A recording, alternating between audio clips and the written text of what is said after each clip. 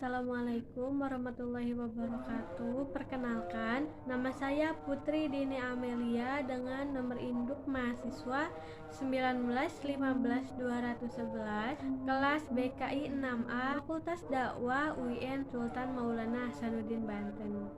Di video kali ini saya akan sedikit menjelaskan tentang penyandang disabilitas.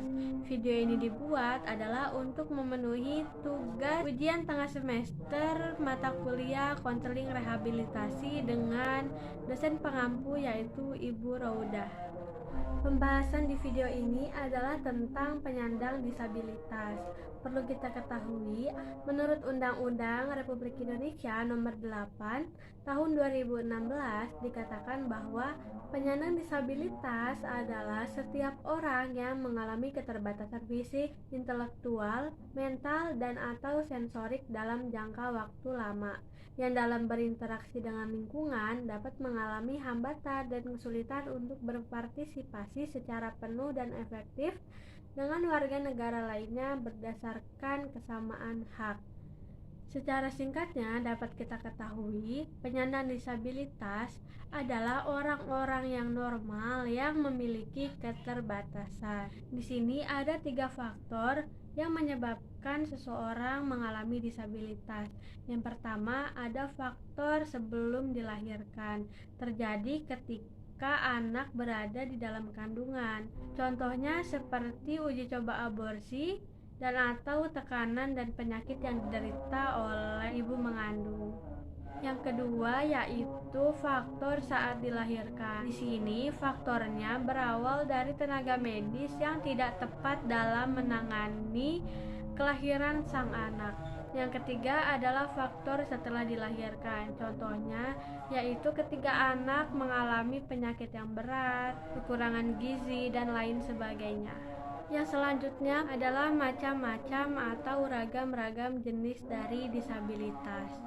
Yang pertama, ada penyandang disabilitas fisik atau sekarang biasa dikenal dengan tunadaksa. Tunadaksa yaitu mereka yang memiliki gangguan metabolisme dalam tubuh. Yang kedua, ada penyandang disabilitas intelektual. Kalau zaman dulu, intelektual di sini biasanya disebut dengan cacat mental. Contohnya yaitu orang dalam gangguan jiwa, orang yang Down syndrome, autis, dan lain-lain. Yang ketiga adalah penyandang disabilitas rungu atau tunarungu. Adalah mereka yang kurang pendengaran atau mengalami hambatan dalam mendengar. Selanjutnya ada penyandang disabilitas wicara atau tunawicara. Adalah mereka yang mengalami gangguan atau hambatan dalam melakukan komunikasi verbal. Yang terakhir ada penyandang disabilitas netra atau tunanetra. Adalah mereka yang mengalami gangguan atau hambatan dalam penglihatan. Orang-orang yang menyandang disabilitas di sini dalam konseling rehabilitasi ada asesmen khusus yang diberikan kepada penyandang disabilitas. Asesmen penyandang disabilitas ini berfungsi sebagai pelayanan, pengobatan, memberikan bantuan, dan membantu dalam perencanaan pendidikan.